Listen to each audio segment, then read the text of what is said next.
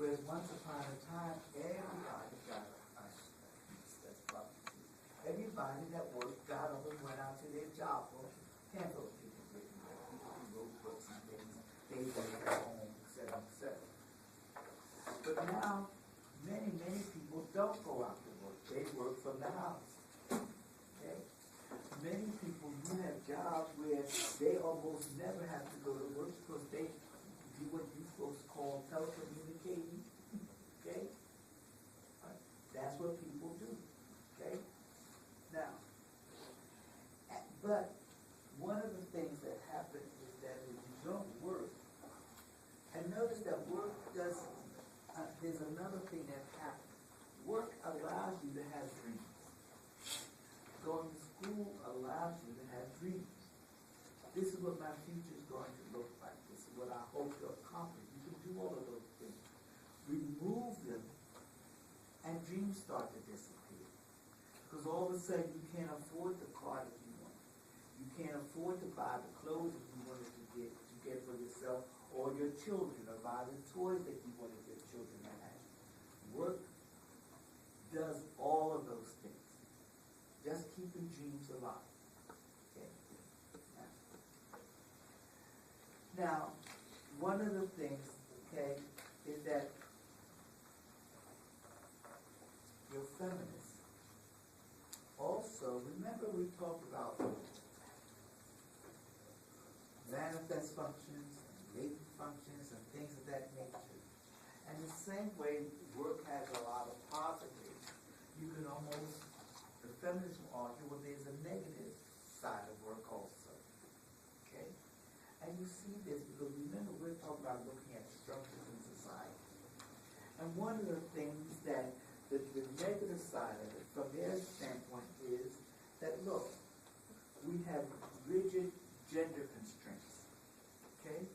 We see there's certain things that women are supposed to do, and then there's certain things that men are supposed to do. And the ironic thing is that not only does this have an impact on the women, but it also impacts the men. Okay? It sort of, you'll see that very often, if you have these impacts, it teaches women that this is the way you're supposed to act. And the man is supposed to be the leader, and he's supposed to do so and so. What happens when all of a sudden the woman is the leader? What happens then? Well, the men start acting like the woman's stupid. Okay? They start acting like, I'm not taking any orders from any female. Okay? And you'll see that that's embedded in the culture. So that what the feminists are arguing is that it's not only harmful to the women, but it's also harmful to the men. Because then the men have this problem. And I will tell you that this is very much a problem throughout society. Okay, it's a problem throughout society. And what happens is that we're taught this. We are taught this almost unconsciously. The society teaches us that. Okay? You look at your president, and half of the people say half of the problems he has is because of his color. That's what they'll tell you in a minute. They say that's his problem. Okay? And that's what people are dealing with, because they act like the man is stupid. Okay?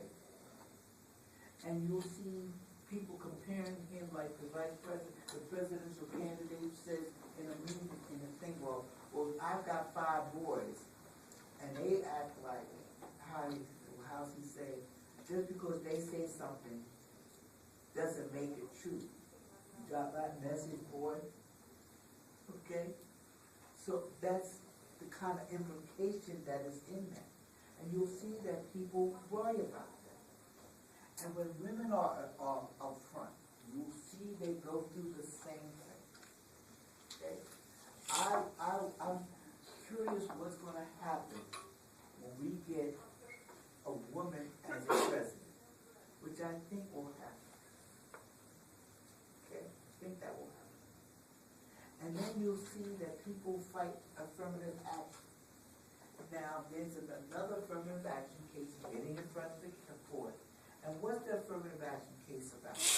This lady says that she's been denied admission to this particular school. And the reason she was denied admission is because they used affirmative action and put some people who are less qualified than her in school. Now, I'm going to tell you some truth here, okay? She's probably right. But tell you something else. I will bet you that half of the white folks that got admitted to that school have lesser qualifications than she has. I would suspect, and don't quote me on this, don't let it out this room, okay? But I would suspect that if we played the game fairly, women would be the majority of every class. They would be the majority of every class. Because I think the women, by and large, they study, when you go to the elementary schools and high schools, the women study, the boys play sports. That's not to say that the boys aren't bright, but the women get better, the women get much better, the girls get better grades. All the way up. Yes. A while ago, a school had a study on men and women focus more. Well, I would accept that. So my saying is that if we played fairly, if the society played fairly, the women would be outnumbered. There are more women than men anyway. Okay, there are more women than men. And your law averages it. Okay? So I'm just saying that, see, she could have picked anything to argue, yes, but that's not what the point is. The point is that she could show, in some statistical way that she was all these minority people who got to this school. Okay? But in reality, if she compared her scores to everybody, she will discover that she's got better grades and better academic standing than half of the people that got admitted, regardless of color, okay, or ethnicity. That's my argument. Don't take it out. But think about it. Okay? Now, and what has happened to a large extent, we put you to try to dumb yourself down.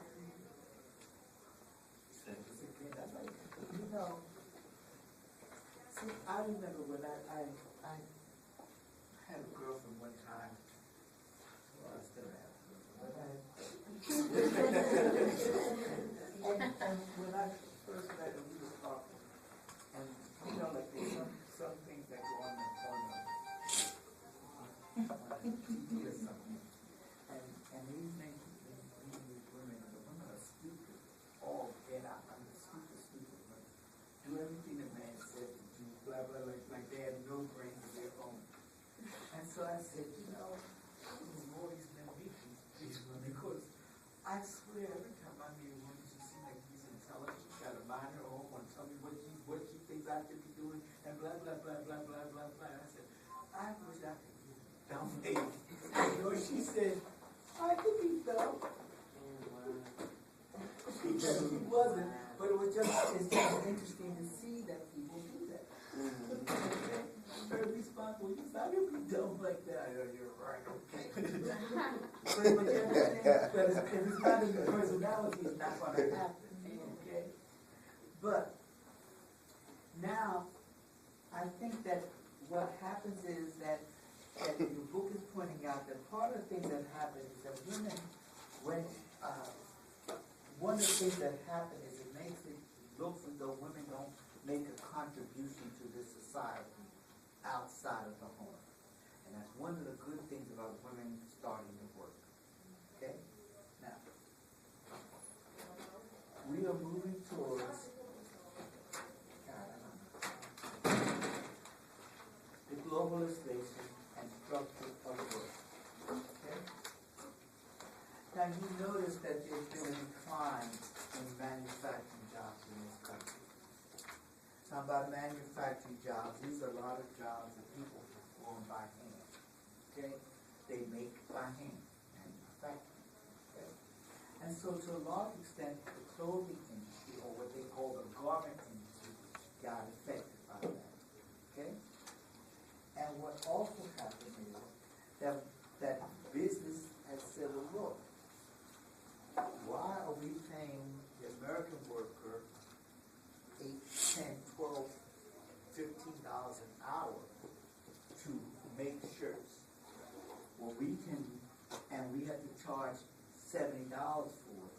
When we can ship this same job and pass out to another poor developing country, put our machines and things there, let them make the shirts, and we can then pay them $5, $6, $7 an hour, and still charge $70 for the shirt. Yes. Yeah, my last marketing class, marketing class, last marketing class I took, they saying that like a lot of companies trying to do that. They just trying to figure out where can they put it at. And a lot of big companies want to do it because they said instead of paying everybody, because they're paying salaries to take care of families, or even when they're paying $8, $9 an hour, it's still ending up to $25,000 a year or $20,000 a year. When they could just lower that down, cut it by half. That $20,000 equals to 3 people's salary, or maybe 5. No question about it, and look at other things that happen, okay? Other things is that when we have full-time jobs, very often the people who are in those jobs have medical insurance or coverage, and pensions, and all of these kinds of things that are built into their jobs, okay? Now, what happens is that's because, remember Mark said that we have the power to eliminate poverty, but that's not the issue. The issue is we use this power to make money, okay? And so what happens is that we decide that it's important to make money. And that's one of the ways we do it. We fire all of these workers, okay?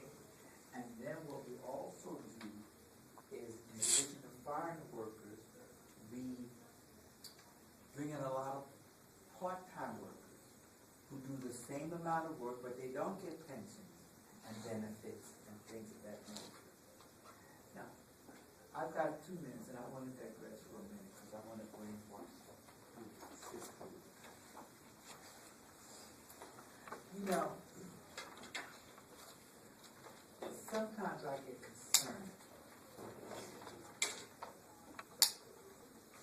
because it seems to me that we are teaching you.